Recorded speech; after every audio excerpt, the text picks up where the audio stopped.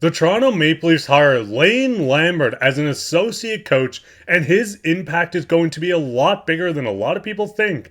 And GM Brad Treliving speaks out on the Mitch Marner situation and on two free agents in Tyler Bertuzzi and Max Domi. I'll get into this later on this episode. Before I start, I just want to say to thousands of you watching that aren't subscribed, I want to give a big shout out first to everyone that is subscribed. We did reach 3,500 subscribers, which is awesome to see. It's nice to see everyone enjoying this content. So if you haven't subscribed yet, make sure to go down and hit that subscribe button. We'll be all season long giving you updates from all around the league, and we're trying to reach our goal of 4,000 subscribers. Well, that let's hop straight into the first topic today, which is Lane Lambert joins the Leafs. Now, obviously, you've been on social media at all, X, Twitter, whatever they want to call it nowadays. Toronto Maple Leafs announced that we've hired Lane Lambert as an associate coach. Now, obviously, there was reports and rumors going around, guys like Mike Yeo were possibly coming to Toronto, guys from Winnipeg, whoever it might be, but Lane Lambert joins the team as an associate coach. Now, Lane Lambert's a name that a lot of people might know, might not know. If you watch Islanders games, you definitely knew because he was the head coach. But I'm going to give you a little breakdown on Lane Lambert and how his impact's going to shape this team. Now, the first thing being, Lane Lambert was an assistant coach for Barry Trotz for quite some time. We've seen him with 3 seasons with the Nashville Predators, where he was an assistant coach to none other than Barry Trotz. We've seen Barry Trotz head over to the Washington Capitals, winning a Stanley Cup. Who was a sidekick? Lane Lambert. We've seen him go to the New York Islanders as an associate coach, once again, losing in the second round, third round, out of the playoffs, and then taking over the head coach spot and losing in the first round before being fired and Patrick Waugh taking over this position. Now, the biggest one I want to talk about is his time with the Washington Capitals, as this is when he won a Stanley Cup. Now, when you do look at the Capitals, he did play multiple seasons. It was 4 seasons. He was an assistant coach for Barry Trotz. During this time, it is quite crazy to look at his impact.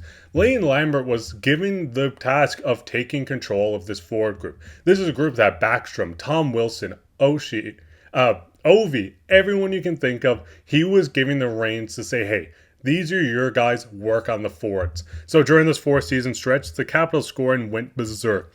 They ranked 7th, 2nd, 3rd, and 9th in goals per game.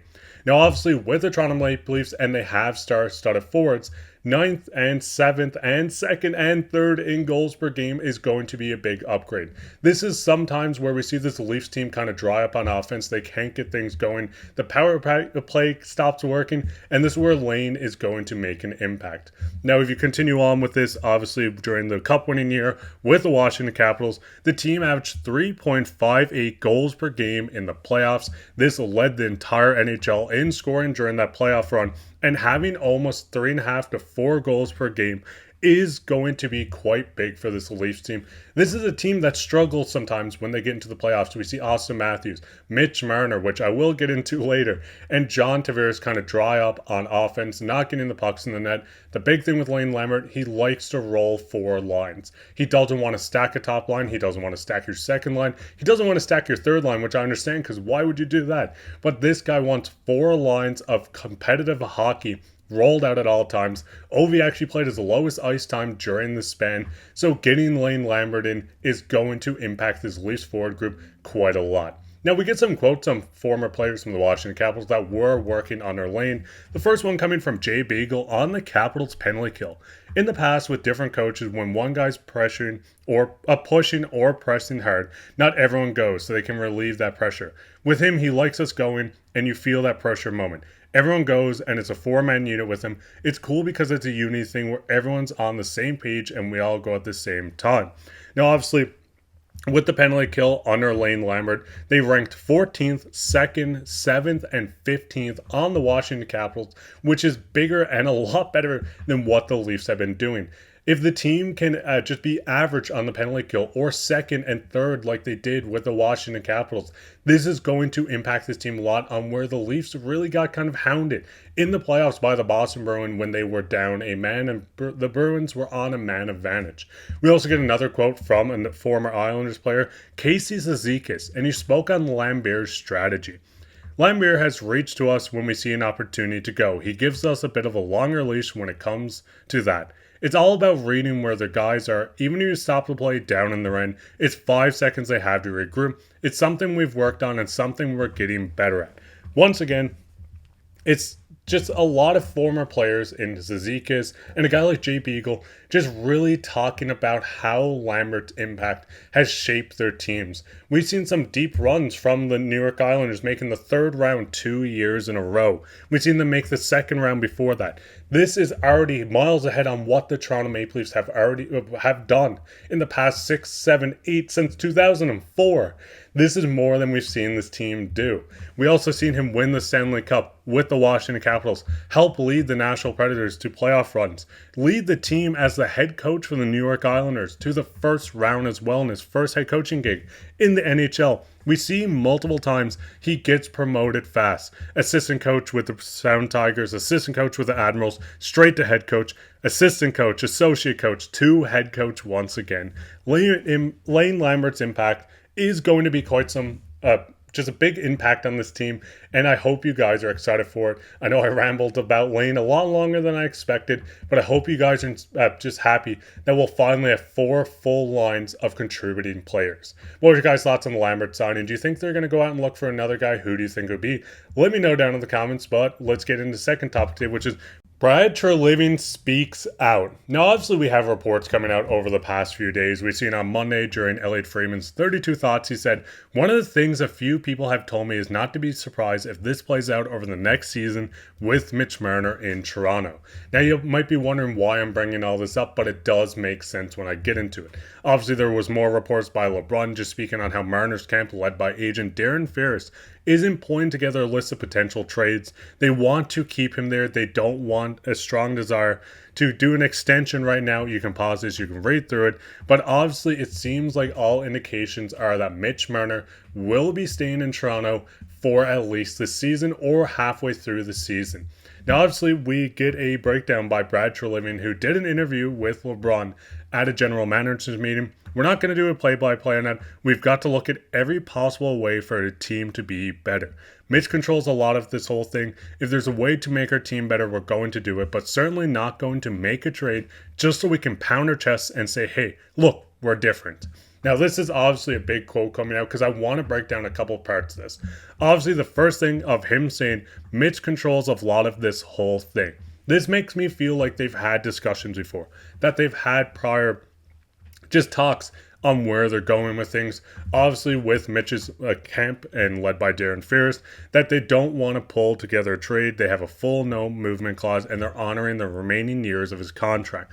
So it seems like Mitch has full control of this, and unless things happen drastically, we're going to see him stay in Toronto.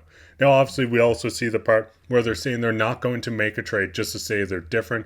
It seems like Treliving knows, and he's been through this with Matthew Tkachuk before. Obviously, a tiny bit of a different situation where one player refuses to stay and one player refuses to leave. But it seems like Treliving isn't going to just go make a trade Marner for scraps just for the sake of doing it. He wants to build something. Obviously, Marner, who is signed just through this season until he becomes a UFA, is signed for just over $10 million. This is something a lot of Leafs fans aren't happy about, what a lot of Leafs fans don't want back in this lineup, but it seems like we're going to have to buckle down and deal with this. Maybe a guy like Lane Lambert can come in and just kind of fix these things, but with Marner staying, it's going to be an eventful couple months going into the season to see how everything unfolds. But talking about the forwards, there was also another 2 forwards that Treliving did touch on. Talking about Tyler Bertuzzi and Max Domi. It's got a lot of work for them, and it's got to work for them, it's got to work for us.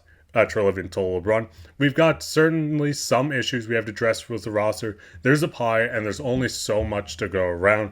Obviously, this is Treliving speaking on how he doesn't want to give them everything they want and kind of strap this team even more. When you do look at the Leafs team, obviously the only goaltender signed right now is Joseph Woll. Right now we have 4 UFA defensemen and guys like Joel Edmondson, Mark Giordano, Labushkin. There's a lot of guys that aren't going to be back on defense, including TJ Brody. We also see 3 RFA forwards, 2 UFA forwards, which are Max Domi and Tyler Bertuzzi. But with this team having so much cap space into forwards like Mitch Marner, John Tavares, Austin Matthews, William Nylander, even a guy like David Kempf making $2.4 million, it's going to be tricky to work around this.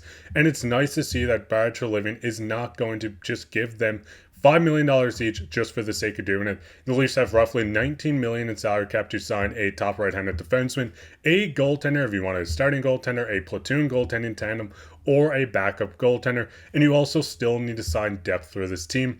So it's going to be quite interesting. I don't want Leafs fans panicking and saying, hey, Marner's back. We haven't signed Bertuzzi yet. We haven't signed Domi. This is on him. No, it's not.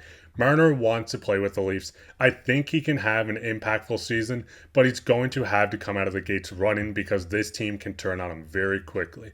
What's your guys' thoughts on Treliving's comments on Marner? What's your thoughts on the Marner situation as a whole? What's your thoughts on Bertuzzi and Max Domi potentially coming back, and it's just a matter of working out a contract between the both?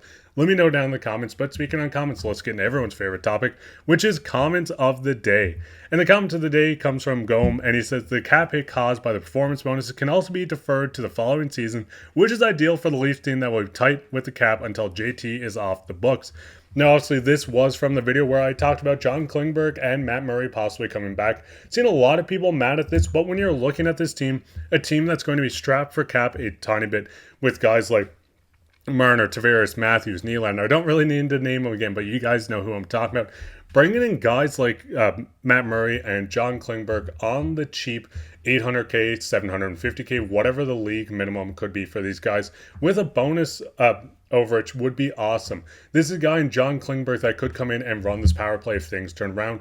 At the very least, if it doesn't work out, you bury him in the minors and it doesn't affect your cap at all. Same with a guy like Matt Murray. We've seen where Samsonov went down, Joseph Woll went down, Martin Jones took over. If Martin Jones doesn't want to come back, and if Martin Jones wants too much of a cap hit, then you can bring back a guy like Matt Murray, and once again, cheap contract, use the overages next season if you have to, when you're taking less of a pay from a guy like Tavares and Marner. But these guys could come in and put sneaky good value in this lineup. But that's been it for this episode of Hat Trick HQ. If you enjoyed this episode, make sure to go down and leave a comment. You could be featured on the next episode of Comment of the Day. And with that, I hope you enjoyed. Leave a like, subscribe, share this with your friends, whatever you guys want to do. I just hope you guys enjoyed the video. I've been your host, Mark Pye. Take care.